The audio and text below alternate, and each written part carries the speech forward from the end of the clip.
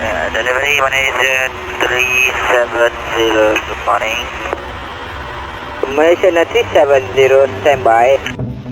Malaysian 370, request level.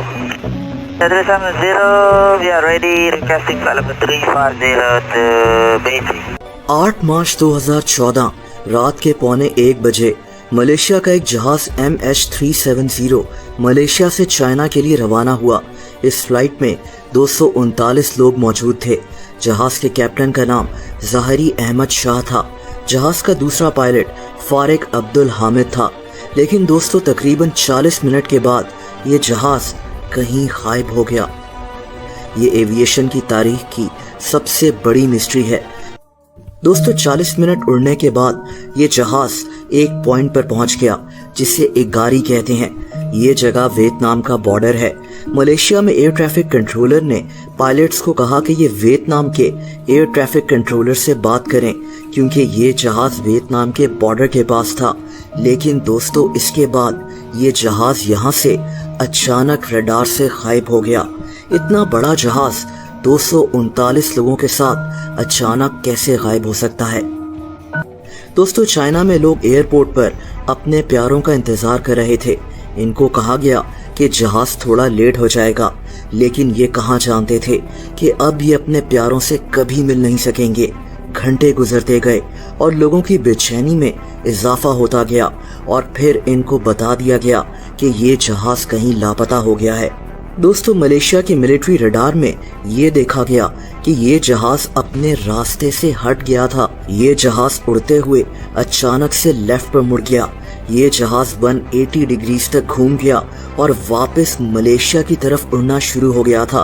अब ये कितनी अजीब बात है, एक जहाज जिसको चाइना की तरफ जाना था वो अपने रास्ते से हटकर वापस क्यों मुड़ गया। ये पॉइंट बहुत अहम है क्योंकि या तो पायलट्स ने जानबूझकर खुद ऐसा किया या फिर इस जहाज को किसी ने हाईजैक कर इस जहाज को जबरदस्ती मुड़ने को कहा।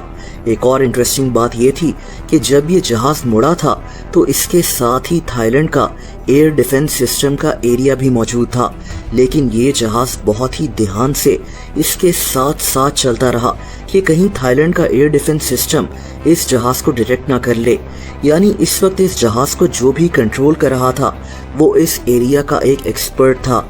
पायलट्स या फिर कोई और, उसको अंदाजा था कि किस तरह बचकर आगे निकलना है ताकि कोई इस जहाज को ट्रेस ना कर सके। दोस्तों ये जहाज इसके बाद मलेशिया के ऊपर से होकर गुजरा। दरअसल मलेशिया में एक जजीरा है, आइलैंड ऑफ पेनांग। इस जजीरे पर एक मोबाइल फोन कंपनी की सैटेलाइट ने इस जहाज के पायलट फारिक अब्दुल हामिद के मोबाइल के सिग्नल्स कैच किए थे। इसीलिए यही समझा जाता है कि ये जहाज मुड़कर आइलैंड ऑफ पेनांग के ऊपर से होता हुआ गुजरा था। Island of Penang Indian ocean के दरमियान में मौजूद है, यानी ये जहाज इंडियन ओशियन के ऊपर उड़ रहा था। दोस्तों डेटा के जरिए ये भी जाना गया कि ये जहाज लापता होने के बाद भी 6 घंटे तक उड़ता रहा। सवाल ये पैदा होता है कि इस जहाज का रास्ता चेंज कर इसको उड़ा कौन रहा था। क्या जहाज के पायलट्स ने ऐसा जानबूझकर किया था? और यहीं से बात आती है कैप्टन ज़ाहिरी अहमद शाह की। आज बहुत लोग ये मानते हैं कि इसी आदमी ने जानबूझकर इस जहाज को तबाह किया। दोस्तों कई लोग मानते हैं कि कैप्टन ज़ाहिरी 6 घंटे तक इस जहाज को उड़ाता रहा ताकि इस जहाज को गायब कर सके। कैप्टन ज़ाहिरी के घर में एक फ्लाइट सिमुलेटर मौजूद था। फ्लाइट सिमुलेटर जहाज उड़ाने का एक वर्चुअल एक्सपीरियंस होता है जिसमें इंसान को वाकई में लगता है कि वो जहाज उड़ा रहा है।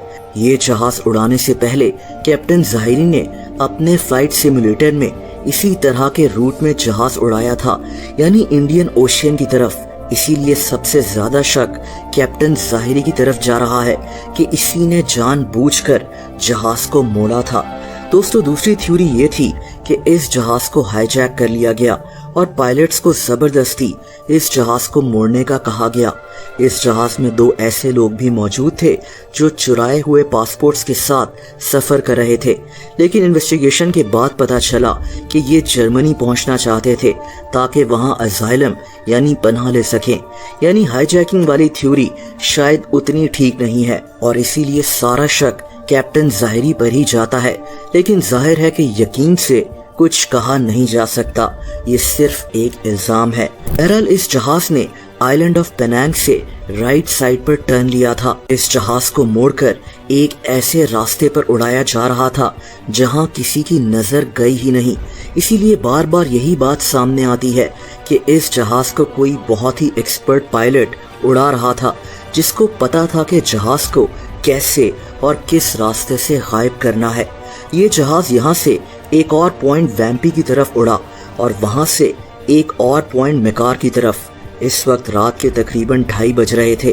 दोस्तों, ये जो पॉइंट था मेकार, यहाँ से ये जहाज हमेशा के लिए गायब हो गया। अब ये बात तो काफी श्योरिटी के साथ कही जा सकती है कि इस जहाज को जानबूझकर क्रैश किया गया। क्रैश करने वाला पायलट था या कोई और, ये कोई ठीक से बता नहीं सकता। अगर इस जहाज का ब्लैक बॉक्स मिल जाता तो कम से कम पायलट्स की रिकॉर्डिंग्स मिल जाती कि ये आपस में क्या बात कर रहे थे और वहाँ असल में हुआ क्या था। ब्लैक बॉक्स में पायलट्स की सारी बातचीत रिकॉर्ड हो रही होती है और जहाज क्रैश होने के बावजूद ये ब्लैक बॉक्स सही सलामत बच जाता है। दोस्तों, बाद में इस जहाज की डेब्रीज यानी जहाज के कुछ हिस्से रीयूनियन आइलैंड से मिले थे, यानी इंडियन ओशियन, जहां ये जहाज क्रैश हुआ था। ये इस जहाज के विंग का हिस्सा था। मलेशियन प्राइम मिनिस्टर ने इस बात को कंफर्म भी किया था कि ये जहाज इंडियन ओशियन के साउथ में क्रैश हुआ था, लेकिन आज भी इस जहाज को ढूंढा नहीं जा सका। कई मुल्कों ने अरबों रुपए लगाकर इस जहाज के रैकेज को ढूंढने की बहुत कोशिश की है, लेकिन समंदर इतना बड़ा है कि इस जहाज को ढूंढना बहुत ज़्यादा मुश्किल है। लेकिन दोस्तों, रिसेंटली नासा के एक एविएशन एक्सपर्ट रिचर्ड गॉडफ्री ने दावा किया है कि ये जहाज ऑस्ट्रेलिया के शहर पर्थ से हज़ारों किलोमीटर दूर इंडियन ओशियन में मौजूद है। इसकी एक थ्योरी है कि जब भी कोई जहाज किसी रेडियो सिग्नल के पास से गुजरता है तो वहाँ के सिग्नल्स को डिस्टर्ब करता है। इसके मुताबिक इंडियन ओशियन के इस हिस्से में उस रात 130 दफ़ा रेडियो सिग्नल्स डिस्टर्ब हुए थे। यानी पूरे चांसेस हैं कि ये जहाज इंडियन ओशियन के इसी हिस्से में क्रैश हुआ था और इसीलिए इसको ढूंढने की बातें फिर से की जा रही हैं। बहरहाल ये जहाज आज भी इंडियन ओशियन में कहीं डूबा हुआ है। इसको जानबूझकर इस तरफ लाया गया था, किसने और क्यों, ये बात कोई नहीं जानता। लेकिन दोस्तों, अब इस जहाज को ढूंढने की कोशिश फिर से शुरू हो रही है। एक American company ocean infinity drones के जरिए इंडियन ओशियन के साउथ में इस जहाज को ढूंढेगी। इस कंपनी ने यह भी कहा है कि अगर इनको जहाज मिल गया तो ही इनको पैसे पे किए जाएं।